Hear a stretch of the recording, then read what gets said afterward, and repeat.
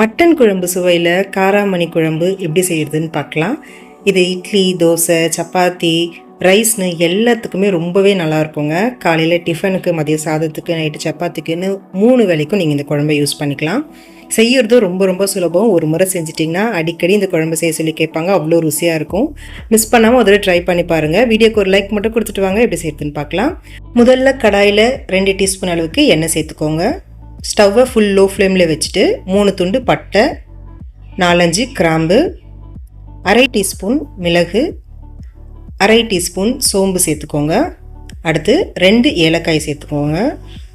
அடுத்ததாக ஒரு சின்ன துண்டு கல்பாசி சேர்த்துக்கோங்க. அப்போ தான் குருமாவோட ஃப்ளேவர் ரொம்பவே நல்லாயிருக்கும். அடுத்து 1 ஸ்பூன் மல்லி விதை சேர்த்துக்கோங்க. அரை டீஸ்பூன் கசகசா சேர்த்துட்டு ஸ்டவ்வை லோ ஃப்ளேம்லேயே வச்சு ஒரு நிமிஷத்துக்கு இது நல்லா வறுத்து விட்டுக்கோங்க. நீங்கள் எல்லா பொருளையும் ரெடியாக எடுத்து வச்சுட்டு அதுக்கப்புறம் இதை செய்யறதுக்கு ஸ்டார்ட் பண்ணுங்கள். இல்லைன்னா மசாலா எல்லாம் கருகி போகிறதுக்கு வாய்ப்பு இருக்குது. இப்போ 1 நிமிஷம் வதக்கி விட்ட பிறகு ஒரு 1/4 கப் அளவுக்கு தேங்காய் நல்லா பொடியாக நறுக்கிட்டு சேர்த்துக்கோங்க. அடுத்து ஒரு 5-6 முந்திரி சேர்த்துக்கோங்க. உங்கள்கிட்ட முந்திரி இல்லைன்னா தேங்காய் கொஞ்சம் எக்ஸ்ட்ராவாக கூட நீங்கள் சேர்த்துக்கலாம். தேங்காய் நறுக்கியோ இல்லை நீங்கள் துருவி கூட சேர்த்துக்கலாம். 1 நிமிஷத்துக்கு இது நல்லா வதக்கி விட்ட பிறகு ஒரு பெரிய வெங்காயத்தை இது போல் நீளமாக நறுக்கிட்டு சேர்த்துக்கோங்க. இது கூடவே 1 இன்ச் அளவுக்கு இஞ்சியை இது போல் சின்ன சின்னதாக கட் பண்ணிவிட்டு சேர்த்துக்கோங்க. அடுத்து 6-7 பல்லு பூண்டு சேர்த்துக்கோங்க. சேர்த்துட்டு இப்போ இது நல்லா வதக்கி விட்டுக்கோங்க. நீங்கள் இஞ்சி பூண்டு விழுதாக சேர்க்க போகிறீங்கன்னா குழம்பு தாளிக்கும் போது கூட நீங்கள் சேர்த்துக்கலாம். இப்போ இது 1-2 நிமிஷத்துக்கு மீடியம் ஃப்ளேமில் வச்சு நல்லா வதக்கி விட்டுக்கோங்க. வெங்காயம் லேசாக நிறம் மாதிரி வதங்கி வர வரைக்கும் இதை வதக்கி விட்டுக்கலாம். பாருங்கள், இந்த அளவுக்கு வதங்கி வந்த பிறகு இப்போ ஸ்டவ் ஆஃப் பண்ணிவிட்டு இது நல்லா ஆற வச்சுட்டு மிக்சர் ஜாருக்கு மாற்றிக்கோங்க. இதில் தண்ணி எதுவும் முதல்ல சேர்க்காமல் நல்லா கொரகொரப்பாக இது போல் அரைச்சி எடுத்துகிட்டு வந்துடுங்க. இப்போ இதில் கொஞ்சமாக ஒரு 1/4 கப் அளவுக்கு தண்ணி சேர்த்து நல்ல மையாக அரைச்சி எடுத்துகிட்டு வந்துடலாம். இப்போ இது தனியாக இருக்கட்டும். இப்போ தாளிப்புக்கு குக்கர் வச்சுக்கோங்க. குக்கரில் ஒரு 4 டேபிள் ஸ்பூன் எண்ணெய் சேர்த்துக்கோங்க. நான் கடலை எண்ணெய் தான் சேர்த்துருக்கேன். இப்போ ஒரு சின்ன துண்டு பட்டை சேர்த்துக்கோங்க. 1/4 டீஸ்பூன் சோம்பு, 2 கொத்து கருவேப்பிலையை சேர்த்துக்கோங்க. சோம்பு கருவேப்பிலை எல்லாம் பொரிஞ்சு வந்த பிறகு ஒரு வெங்காயத்தை, பெரிய சைஸ் வெங்காயத்தை நல்லா பொடியாக நறுக்கிட்டு சேர்த்துக்கோங்க. இது கூட முழுசாக 2 பச்சை மிளகாயை சேர்த்துக்கலாம். இப்போ ஸ்டவ்வை மீடியம் ஃப்ளேமில் வச்சு நல்லா வதக்கி விடுங்க. வெங்காயம் லேசாக நிறம் மாதிரி வதங்கி வரட்டும்.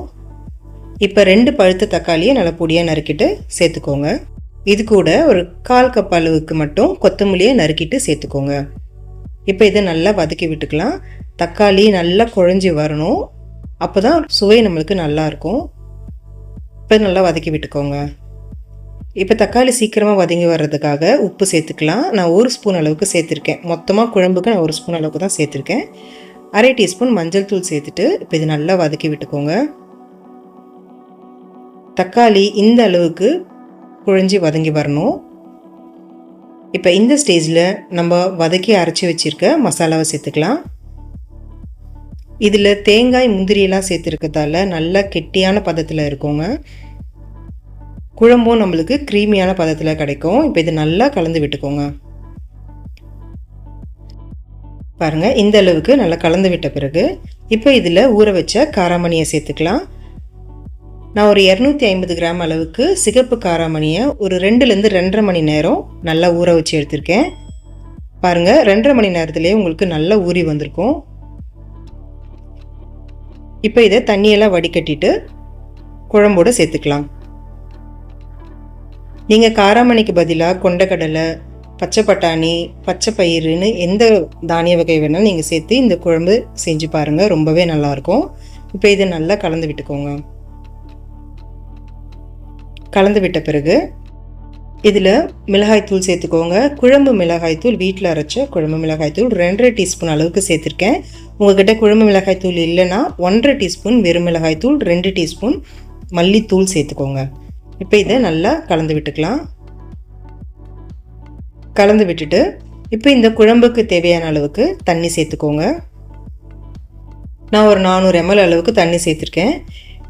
இதில் நம்ம தேங்காய் சேர்த்துருக்கதால நல்லா கெட்டிப்பட்டு வரும் இந்த குழம்பு நல்லா கொதித்து வரும்போது. அதனால் கொஞ்சம் எக்ஸ்ட்ராவாக நீங்கள் தண்ணி சேர்த்துக்கலாம். இப்போ இது நல்லா கலந்து விட்டுட்டு குக்கர் மூடி வச்சுடுங்க. இது ஒரு 3 விசில் வரட்டும். மீடியம் ஃப்ளேமில் வச்சு வேக வைங்க. 3 விசில் வரட்டும். இப்போ ஸ்டீம் இறங்கின பிறகு பார்க்கலாம். மட்டன் குழம்பு சுவையில் காராமணி குழம்பு சூப்பர் டேஸ்டியாக ரெடி ஆகிடுச்சுங்க.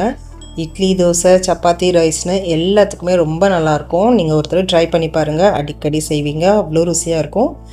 உங்களுக்கு வேணும்னா இதில் உருளைக்கிழங்கு, கேரட், பீன்ஸ்னு வெஜிடபிள் சேர்த்து கூட நீங்கள் செஞ்சு பார்க்கலாம். ஒரு முறை செஞ்சு பார்த்துட்டு எப்படி இருந்துச்சுன்னு எனக்கு கமெண்ட் செக்ஷனில் சொல்லுங்கள். இந்த வீடியோ உங்களுக்கு ரொம்ப பிடிச்சிருந்துச்சின்னா வீடியோக்கு ஒரு லைக் மட்டும் கொடுத்துட்டு உங்கள் ஃப்ரெண்ட்ஸ், ஃபேமிலி எல்லாருக்கும் இந்த வீடியோவை ஷேர் பண்ணிவிடுங்க. அப்படியே மறக்காமல் அம்மாடி கிச்சனுக்கு சப்ஸ்கிரைப் பண்ணிவிடுங்க. Thank you friends.